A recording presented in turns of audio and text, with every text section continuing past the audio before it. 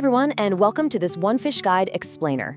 Today, we're going to build the ultimate definitive care manual for a fish that literally looks like it swam straight out of the Jurassic period. I'm talking about the fascinating, heavily armored Spotted Raphael Catfish. Here is our quick roadmap for today. We'll start with Section 1, Meet the Spotted Raphael. Then, Section 2 covers the ideal habitat setup.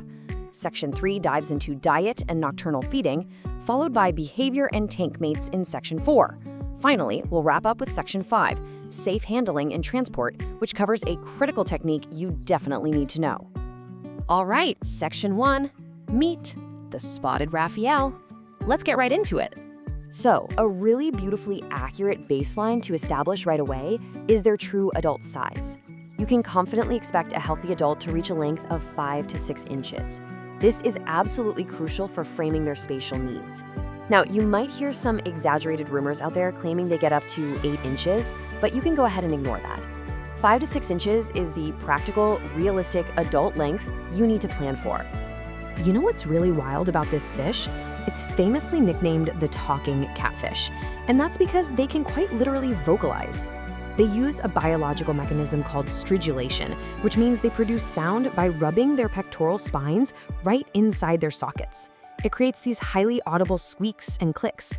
It's just a totally incredible, primitive trait that makes them so fun to keep. Moving on to Section 2, the ideal habitat setup. Let's talk real estate. Knowing their true adult footprint leads us directly into designing the perfect physical space for them. Listen closely here because you might occasionally see a 30-gallon tank presented as an ideal adult home. Please do not fall for that. To allow a single adult to actually thrive and live its best life, you need a 4-foot aquarium with a roughly 120 by 45 centimeter footprint. In the hobby, that commonly translates to a 65 to 75-gallon tank.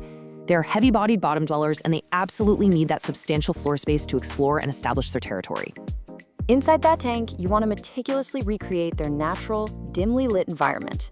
You're aiming for a stable water temperature sitting comfortably between 72 and 79 degrees Fahrenheit and a pH level right around 5.8 to 7.5. For the bottom, a soft, sandy substrate is totally non-negotiable. It protects their delicate sensory barbels as they forage. And finally, you've got to give them multiple dark shelters.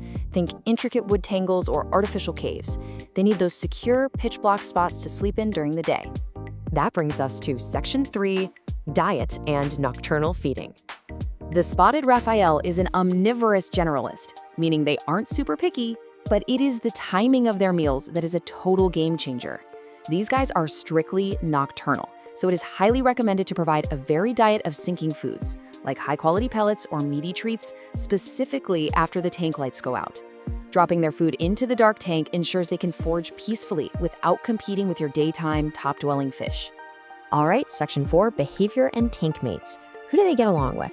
When you're picking aquatic neighbors, there is one golden rule to live by. Choose peaceful tank mates that are simply too large to swallow. Spotted Raphaels are inherently very peaceful, so they make fantastic community residents. But since they are opportunistic bottom feeders roaming around in the dark, if a sleeping fish is small enough to fit in their mouth, well, it might accidentally become a midnight snack. Stick to larger, peaceful community fish, and you'll be perfectly fine. Now, what about keeping them with their own kind? Let's clear this up right now. A Spotted Raphael thrives perfectly well as a solitary, independent bottom dweller. You never have to keep them in groups, and they are totally fine on their own. Keeping a compatible group is entirely optional. If you do want a group, you must provide ample extra floor space, completely separate dark shelters for every single fish, and remember to distribute their food widely so they aren't fighting over one spot in the dark. And for those of you wondering about breeding them at home, the short answer is that home breeding is just not reliably established. Replicating the exact, complex, natural triggers in a standard home aquarium isn't a practical expectation right now, so it's not something the everyday aquarist needs to plan for. Okay, our final stop is Section 5, Safe Handling and Transport. We really need to talk about their armor. They are covered in what are called infranuchal scutes. These are specialized, jagged dermal bone plates running right down their lateral line.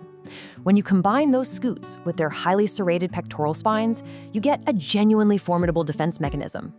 Because they are so heavily armored, standard fish handling is actually pretty hazardous for both the fish and for your hands. Seriously, those serrated spines will immediately snag and violently tangle in a standard mesh net. You have to avoid mesh nets entirely. Instead, follow this protocol. Prepare a smooth, solid container, like a large plastic cup or a pitcher. Then, just gently coax or safely scoop the fish into that container. This completely avoids snagging, keeping the fish stress-free, and most importantly, keeping your fingers away from those sharp spines. So the final question is, are you ready to create the perfect, dimly lit sanctuary for the incredible spotted Raphael catfish? By understanding their need for a 4-foot tank, catering to their strictly nocturnal feeding habits, and respecting that intense physical armor, you are now fully equipped to care for this magnificent species. They are so unique and incredibly rewarding to keep when you get it right. Thanks so much for joining me on this explainer, and we will see you next time.